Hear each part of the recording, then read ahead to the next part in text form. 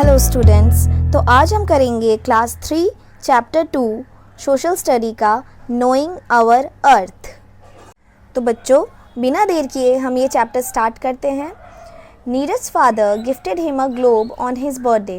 It is a perfect model of earth, but a globe shows only one part of the earth at a time. तो बच्चों, नीरज के पापा ने उसे एक ग्लोब गिफ्ट किया उसके बर्थडे पे। ये जो ग्लोब था अर्थ का परफेक्ट मॉडल था, but a globe shows only one part of the earth at a time, क्योंकि एक जो ग्लोब होता है वो अर्थ का एक ही पार्ट एक बार में शो करता है। So Neeraj has to rotate the globe to see the entire अर्थ।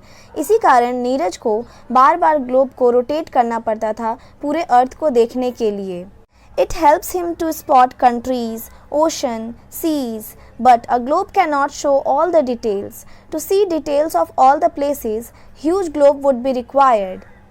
तो बच्चों, ग्लोब हमें हेल्प करता है कंट्रीज़ को देखने के लिए, ओशंस को देखने के लिए, सीज़ को देखने के लिए। हम एक ग्लोब से सारी डिटेल नहीं देख सकते। एक ग्लोब में हम एक छोटे से ग्लोब में सारी डिटेल्स को नहीं देख पाते हैं। तो सारी डिटेल्स को देखने के लिए, सारे प्लेसेस को देखने के लिए हमें एक बहुत बड़े ग्लोब की ज़रूरत पड़ती है। Such globes would be very expensive. और ये जो बहुत बड़े जो ग्लोब्स होते हैं ये बहुत ज़्यादा ही एक्सपेंसिव होते हैं, बहुत ज़्यादा महंगे होते हैं। Hence maps are used to show small details. इसीलिए मैप्स को यूज़ किया जाता है स्मॉल डिटेल्स को देखने के लिए। A map is a drawing of a place on a flat surface. Now Neeraj wants to know more about maps.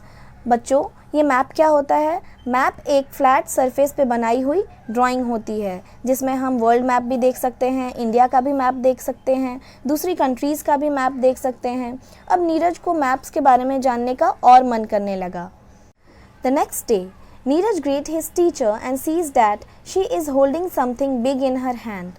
It is like a thick, huge chart paper rolled up. अगले दिन नीरज ने क्या देखा कि उसके टीचर ने हाथ में कुछ बहुत बड़ा सा होल्ड करके रखा है। और ये उन्होंने क्या रखा था? ये एक बहुत ही बड़ा सा चार्ट पेपर उन्होंने, जो कि रोल किया हुआ चार्ट पेपर था, वो उन्होंने हाथ में लेकर के रखा था। Miss Soni opens the sheet to show a map.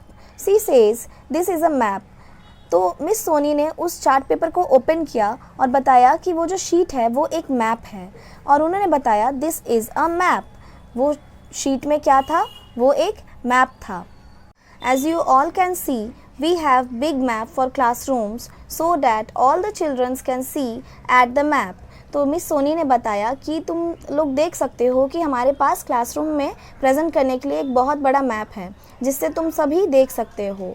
These maps are called wall maps. तो इन्हीं सारे मैप्स को हम लोग क्या कहते हैं? वॉल मैप्स, जो कि बहुत साइज़ में बहुत बड़े होते हैं। We can hang them on the wall so that everybody can see them clearly.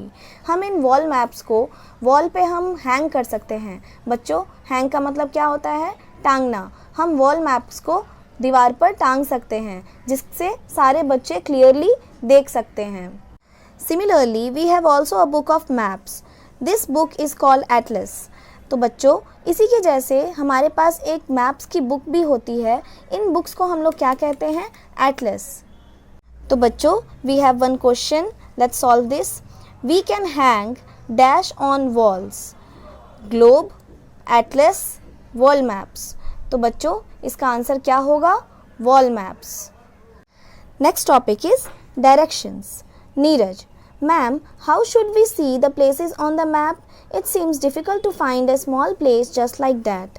Suppose I want to find a place in India. तो नीरज कहता है मैम से कि मैम, हम लोग कैसे मैप में प्लेसेस को फाइंड कर सकते हैं? ये बहुत डिफ़िकल्ट हो जाता है जब हम किसी स्मॉल प्लेस को ढूंढना पड़ता है। जैसे कि मुझे कोई इंडिया के प्लेस को ढूंढना है, तो ये मेरे लिए बहुत ज़्यादा डिफ़िकल्ट हो जाता है। तो मिस सोनी रिप्लाई करती हैं, it is simple with the help of direction. Miss Soni ने उसको रिप्लाई किया कि हम डायरेक्शंस की हेल्प से किसी भी प्लेस को ईजिली फाइंड कर सकते हैं। There are 4 main directions. They are north, south, east and west. हमारे यहाँ पर 4 मेन डायरेक्शंस हैं, जैसे कि पहला कौन सा? North, south, east and waste.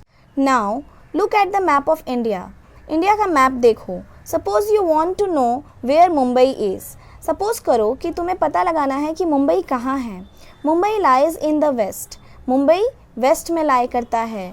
You must then look at the western part of India, तो तुम्हें इंडिया के वेस्टर्न पार्ट को देखना पड़ेगा। इंडियन मैप में तुम्हें वेस्टर्न पार्ट में जाकर के मुंबई को फाइंड करना पड़ेगा।